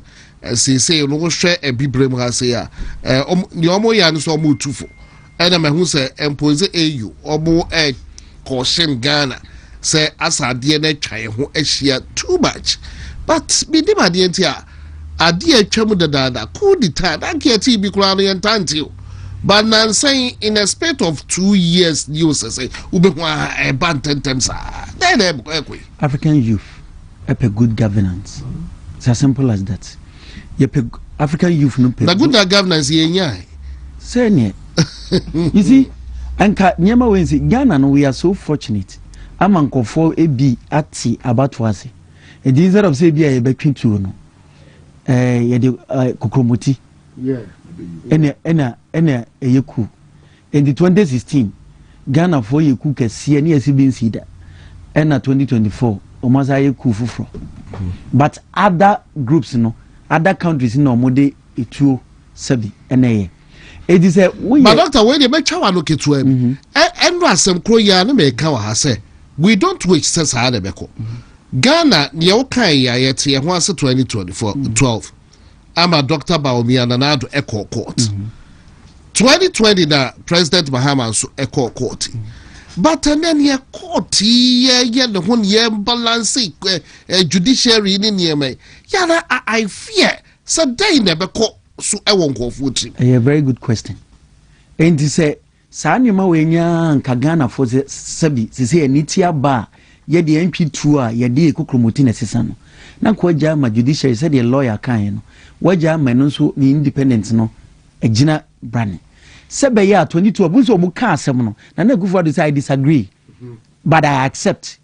Sebe ya at any point in time say judiciary ni ka asem a oman ba padia Ghana ni bia no beja tum say ampa judiciary ni judges naka na mgitum say de bedijuma na wo man ye so glaring say wo interest wo your opposition leader no wo se me ba me appoint me nkofo akoso enti okachiro mu say mo show interest me kai ko share NDC lawyers and okachiro say show interest in becoming judges. Yeah. Na me ba me appoint him. Yeah. Uba ye no so eno pepe. This said the lawyer kan no. Woni nkofo bi kasa already so mo say oh president dey want tomra. And the lawyer can dey bi wa simplify model ni nyina mai. Ne said the edi beyi chief justice an say obetwa petition. Na dey koma president. No dey ama council of state. No more two president for. Na president act dia. Say na chira me kote say chief justice bi oso na oba sabi oba ni krom ana me huni baabi ya ade bia me feel say to mra kakra bia na ma betwa petition na president ni interesting ti na wo yesa ebu nkofo abem eno na basa na say ni da so sa na wo kotwitu hwe mamiga asem jero yen di aboa Ghana among say omamufo no sabi ani ate no ya sojafo no so ani ate they are well exposed.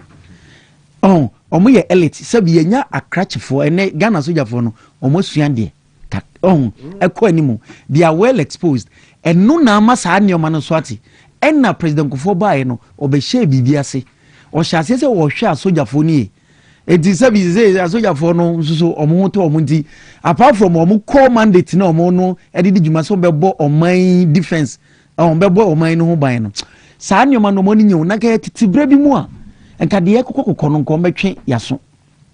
Nti mama ye nyina enye very careful. Ye politics there, but ye ma ye personal interest no e override the national interest. Oh, hwe ejaja nyindam die. Oh. Nyindam die. Na afenyo market. Kasa out to say nyindam die. And I'm very happy say the speaker can say this was one declaration, executive declaration in the entry na nyindam ntina way until the lawyer be true and execute and as executive because we can also be about the correct say yes execute through say maybe can executive Ghana we be kind okay maybe ba chawo dey consulate and na a friend is saying speaker etima be mo a obe clear side by papa who di asem no be 40 plus polling stations and na wunya a problem edini papa mde na ozo ye enye bayi 40 no baby na 40 na wunya problem nya wona ozo ka se enkoto aba wutimi twa entire wenimu wutimi twa muza enye papa but you see personal interest minim the end is for person mo eje but you see you have the overwhelming majority edigede ebio if you don't have any ulterior motive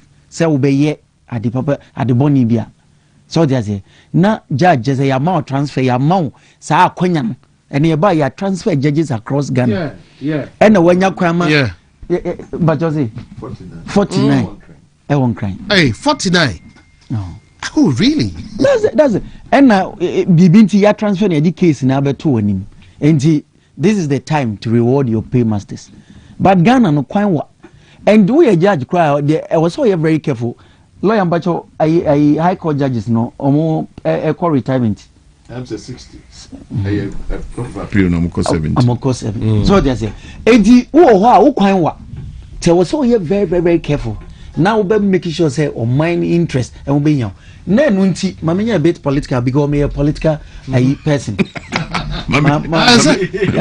oh me let na me try no see oba abolish primaries presidential election primaries oba abolish now what does that mean?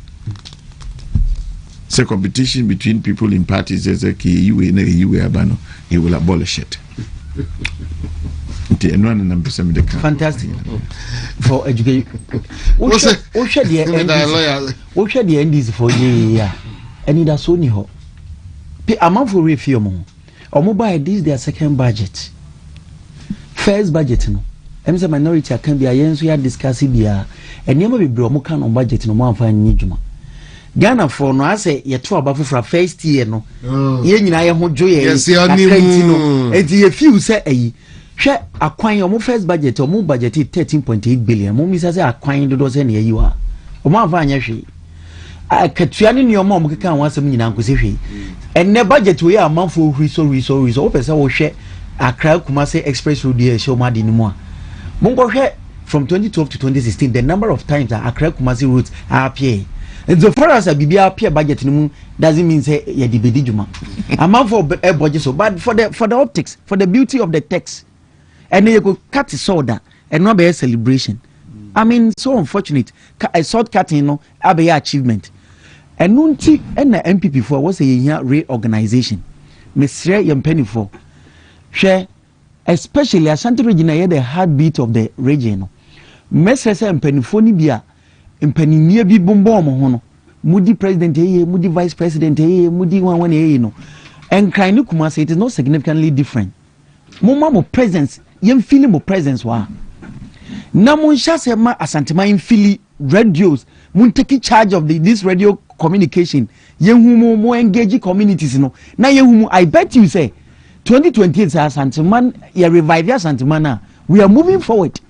And we'll be closing this Asantiman alone can close the 700,000, you know, near the other regions as also.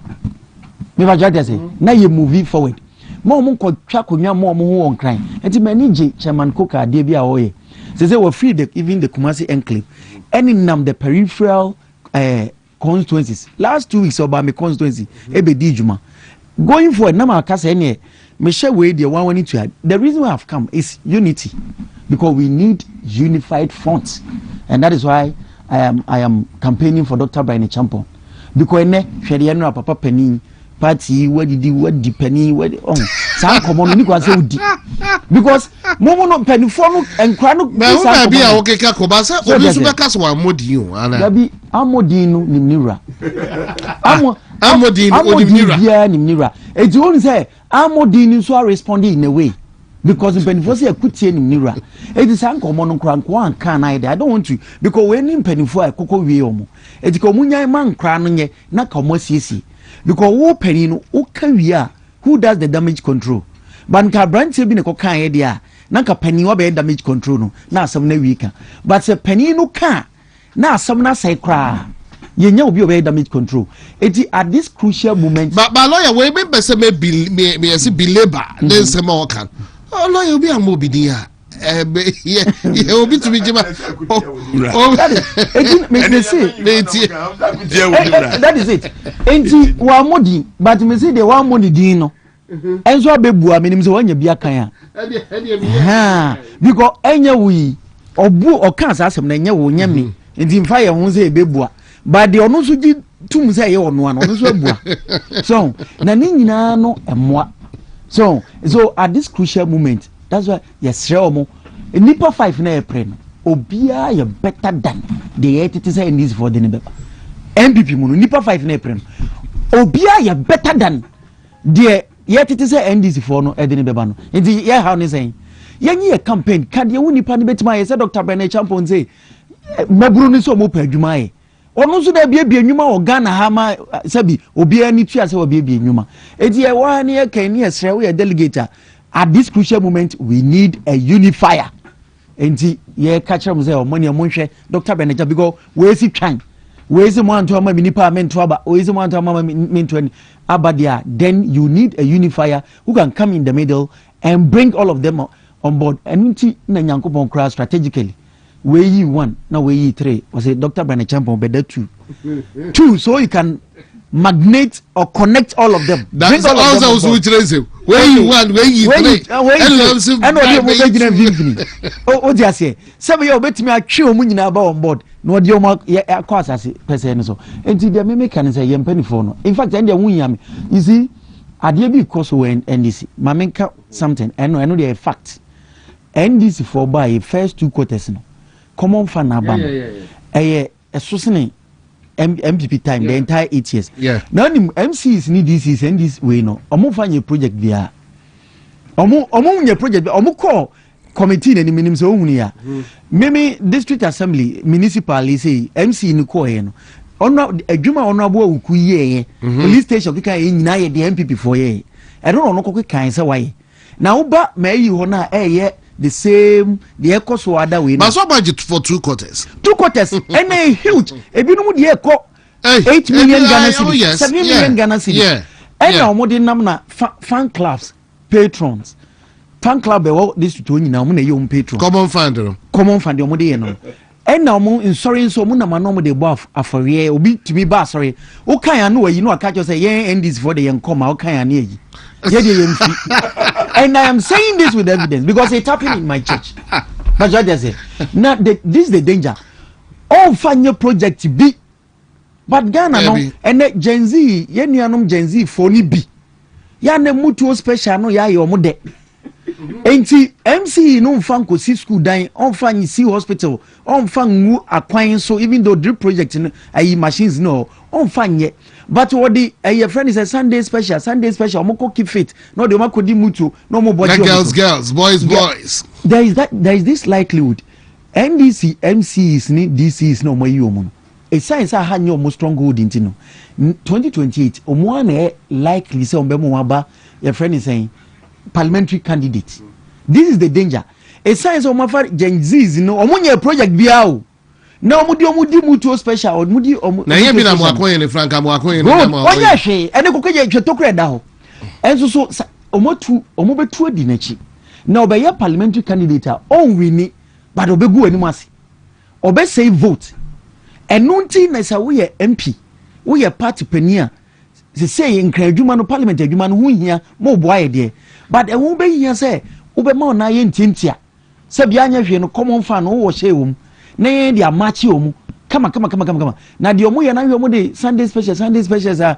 no mu dia amase na ye nuanom nketo no ono no on hwe school dan a MPP en luso on hwe school dan on hwe free SHS kakra to hu ko di jiko didi no na okoto aba sabi ababoni edi yesremo mama mo nanyi ntintia ye MPs ni ye party mpanifo na president bomb ho vice president party chairman party nyoman mama mo nanyi ntintia wa Ashanti na yen reorganize party no dede ya sabi ekoso ayinim de akonwa de eto a saa na tie after 35 de obi e ka bia memo akomentu ye be keka we ho because me ye campaign ama Dr. Brian Champo you don't expect me say me meshi jama emobi o just say Dr. Brian Champo saa na de ono so ketia Dr. Brian Champo nso o meshi Brian o meshi jama ema ayi but after 31st no de obi wini shirt we after 31st mewro Dr. Brian Champo wini ma media meto aso ahye ba se nipa foforo wini a mewro no makọ ye foforo na ma hye sa nipa ne de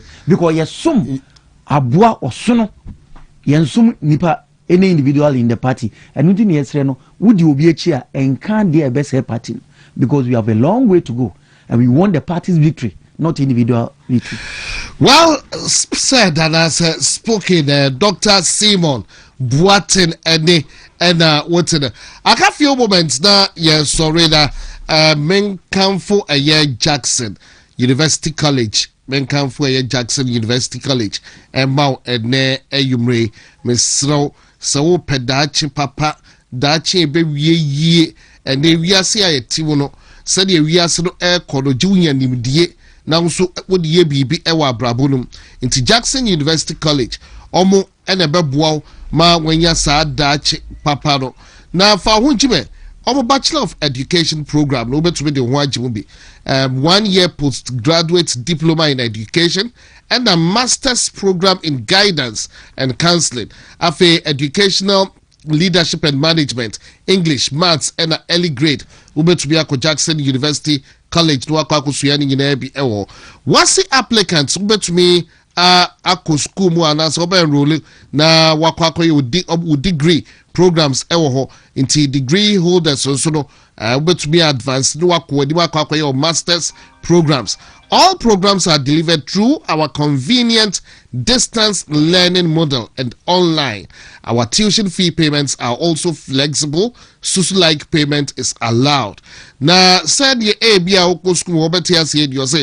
you are looking to build a job-ready digital skills, Jackson is your home for IT education and global certifications. In today, Jackson University College. Ubetumi afram ahomatrofo so na woswai enquiries number no 0201 260 290 0201 260 290 okwa ayeduase new site wonsabeka Jackson University College for na so wakwa akotoa wadisuya so ewo lawyer.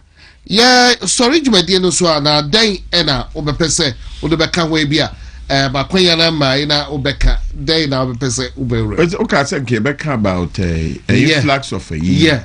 Tell what time. The last time, I can manage about 5. Very manage 5 or more minutes. The whole country, no.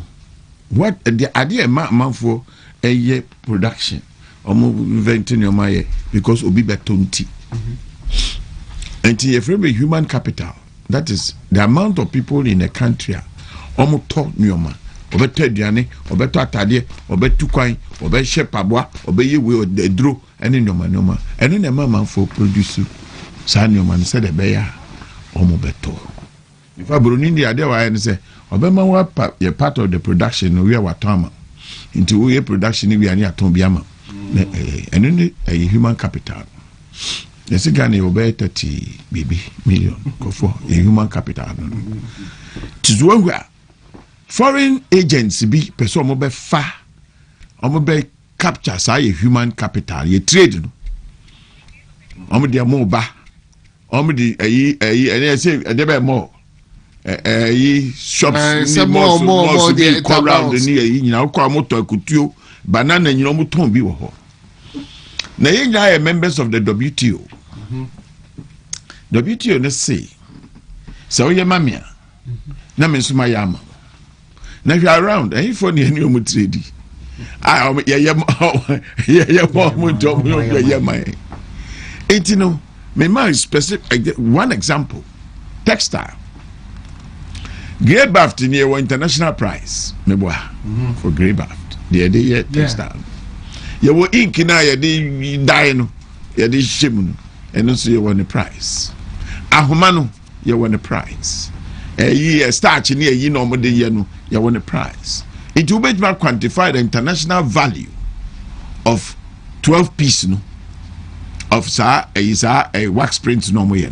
We not quantify the value. Now, say international price in here agreed there. And then will be Timiko Ebi or China.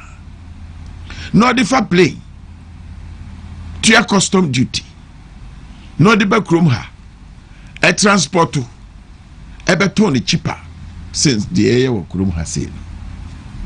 Another WTO for say a ban a deep friend subsidy. And just any chrome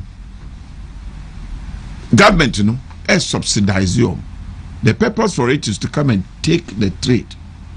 Into Obano to Susano. Now, would Timmy compete? It went to me and compete here. So we fold up. What for trade? Or for trade, we are now starting pay price because we'll kick you out. So we are around that. Government local, Ghanaian local companies may be a good because dumping ne koso. These companies from India, from China, need the rest of it, and almost dampu, almost goods, no, I has say at a subsidized price. Now the way you calculate it to find out, say, almost dampu and also almost kill it locally, you know, say, piece of the textile. Because the more textile say go, Japan textile say go, boy you require sofa, say, and in your man, oh your calculation here. Now the international content there's almost dampe a kill local companies into no 10 billion. Yeah. Okay, idea we are bet me the. Of course, these are things that Americans are here, Indian for here, Chinese for here, we know here because person will be back. No, I have a dump on your kill local businesses. Now then, it's I said, minister, no, and as whoever is sitting down there, no, all what he thinks about is differently from protecting the local business. Now, local business in Suno and employment. Because you can't say your man about no maton, employment. But they will tell you, so say, Omoba Fagana for and I don't know. Is that what you want for the youth of Ghana? We want equity. We want them to hold the shops. We want them to bring the productions. San your man, a person who hold the shops, no more equity, no more time because no more ska. They will invest in the country. When no more ska, they take it away and they employ about 10, 15, 20, 300 people. I need a I Bema Ghana etimi are sustaining. It in the government should wake up from their slumber. Now you mean I said almost Chinese mall. Yes, it's Chinese mall. Baby I be Chinese mall. Baby I be American. Yes, oh Ghana need be na How did it happen? Every man to be as a kid outside of the country. No? It's unbelievable. 18 months that they should wake up trade, no. Government up 3 billion. Ogia now succeeding in that claim now. Sika Ubenyano. I bet you government no bet you government for destroying local industries. No. Government is going to mean this scam. I'm work here because microphone human egu. Local companies chicken. Obi the chicken drums. But lawyer because the Kansas have come away. I say be a koso in Miami da. But to be no Ghana ni the Kai magazine 4 years so almost solid bomb. Oh yeah, almost the na de boefo. The ammonia man and the America says there's a subsidy. Internet, for example, to say the Maya calculations Yamawi. Miss international price in here, baby. Now if your calculations say then ultimate year or China. Now to be different play. It your custom duty need travel at the Baha. If the international price in here across border, then ultimate on top of a expenses in the account. Now the Baha, Wamra way or no expenses be anywhere. I get taxes cropping over to your mama. Now ultimate told any cheaper. It means the subsidy. Subsidy is okay, 50% of your cost, no, mafa. But the person who Ghana. Now could take his trade in the few months because I'm frantuma. What I say, money frantuma, it is a good business. And as I'm with Mupa, and if I'm monoco, Nekoko undercut it, it don't turn the page. That is what they have allowed to happen here. But tools of governance are used to protect local industry. Yenyabi. Chinese in this who not the shoulder goes to bus plugs in or the young man. Who besides I don't know but there's nothing that stops me. Nothing stops him. SDA, FDA, any standard board for the corruption is so endemic, sir. Even medicine. Background. Yet to be protecting your locals of the medicines neighbor. And if government is going to step up, here they can make a lot of money. People can make money and pay taxes. Our government be right, but I was here yesterday, Jumano. They making sure the Chinese from Dampom goods to her, Indian from the Dampom goods to her, and some of the goods remember compete on a normal scale. Obi buy the chicken box back chicken drums on the aba into who would grow chicken with Hano. Oh yeah, ultimately compete. Into Beonza hey, lawyer be a probably a better to answer because then the question a baby bees are a demand. Segan and so Pradokas own producer or better be a meeting. But it's a duty, the responsibility of government to empower Sikana and Wadia. Sikani idea. And who young group among industrials. Your family I empower them. Yes, for example, if I'm the president today, this is what I'll do. Me share trade near Kosuna because I know here with China ni Japan ni yinyina. Ebi I say is China more the see China more hasi. And normally banana ni no moto. Say the ending there my friend was the blah blah blah blah. So again no say. I could school I could say I could me university so fine man. One assassinate that as a China more in chain. So, me, Pamu, no, I say, a trade war. asase da ho no koko to yebema usika na odi ato oya si kese sen ne de no na wonyoma na wo beton we inside no eno ebi no no so ton ha nti me ma subsidy me ma 50% subsidy into no ton one cedi out ton 50 pesos never so betima tan wacha eno kicking out into no kaza so kemi ntimi bi obenti no me foldu eseto kaje so beto boza Ghana ni ne kuta sa shops ni nyina. That is equity for him. Enti ni sika ne ba obese si fufuro wo baabi eba obese si obe usa fe market no trade no ye ma no ye youth no and they take over trade no na wan yes asa na omo ye wo China and omo ki abrofo ni nyina out and omo start some produce cars ni nyoma sa na omo ye wo Japan baby Asian countries ni na omo ye nyina. That was the start because they didn't have the blueprint of a manufacturing of those commodities and equipments. What did they make us? And you know, was here informed, you make an informed decision. Because you know, a developing country. We are not mandated to follow the WTO rules to the letter. And that's why I'm Canada. That's a Ghana you were in. It will reciprocity. Anyway, it's a young government, you know, government to appoint her. Obey inward looking. We're making sure, say, a bicycle, yeah, the empower the youth for them to take the market. Almost taking the market, the future is bright. And yes, I am my friend, Mr. Ton Dokuno, and yeah, you were all crowns, and I'm here to call the coffee, non quite. Only you may be an enterprise, no. Mammy not turned the corner honey chinam. The enterprise, no. That is what he uses to feed his children and then feed his whole her home and the rest of it. Assassin Eldia. Lawyer Charles Juana. You better was papa. Why?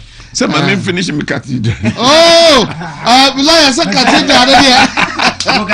That's the message to us. Cathedral, they say, you better was papa. Ebi a lawyer better 1 minute. Na na kwa the time. I saw for you na muwagana ha. Cathedral no enye offensive to you. Enye cathedral no na ebe mu watu church wasori mu. A cathedral emeje wo congregation members. But cathedral ne ebe wa mu wasori no ejina hopi. Ochina wasori wo problem na cathedral no the staff of the cathedral no be boa. Afi say the promotion of Islam no I so pronounced. Crime as say ye schools no cry no. Yes, I was a Kyeremanteng to be called no call ala kubado wo hoso. And my yen to be called Islamic school go ebi. And yes, I'm sorry, mon wake up. Na yen support to cathedral this year. Na yen Nkansah yen ye donations ne ye collections ni no ma. Ni face cathedral. And I believe say the church in Ghana, some is cathedral. And they don't need government. They don't even need government facilitation. Into pastors say, mon wake up. More educating microphone as we have been educating. We have been telling people what the cathedral actually means. Muslim sell adienu. And last minute for young guys be shy. Almost so the cathedral but many go through no. From oh, Sanete Daniel Christopher Tiabe pushi. Mate. Yes, sir. Most support here. Mate, lawyer Charles Juana, a National Cathedral. Yes, National Cathedral lawyer. Inti debia oba network yiso and as a platform yiso I would say baby I'll be hunu or can a National Cathedral ho as because ye all hands on deck say ye to me a support ye to me manya me if ye and could waste sa there be crazy Bible crowd there be inti ye support na insurance emra so insurance and bro, my so that Israel, Israel. Would be the entire Israel? Is Israel because Nyame answer a woman. So, Meda lawyer Charles Juana Mesanda as Papa, no matter a Dr. Simon Boatin, Meda Odonso as meeting at the Kwaku Kyeremanteng Nkansah cake any on behalf of my producers or China Friday afternoon, God willing, Yabesa at Nasi.